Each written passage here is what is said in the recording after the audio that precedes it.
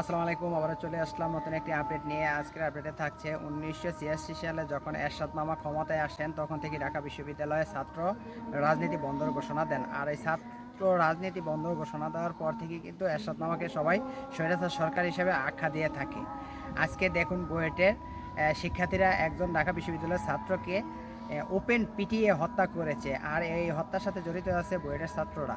এখন ১৯৮৬ সালে যেই ছাত্র রাজনীতি বন্ধের ঘোষণা দিয়েছিল সেটা যদি বাস্তবায়ন হতো তাহলে আজকে আমাদের এই করুণ দৃশ্য আমাদের চোখের সামনে ভাসতো না, আমাদের দেখতে হতো না, অনেক মায়ের বুক খালি হতো না।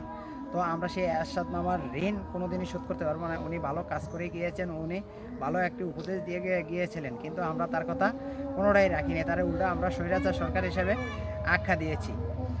আজকে দেখুন ওপেন, আমরা সবাই জানি যে একজন মানুষকে খুন করলে তার শাস্তি কী হতে পারে। ঠিক আছে, এত কিছু জানার পরও আমরা একটা মানুষকে ওপেন পিটিয়ে হত্যা করেছি।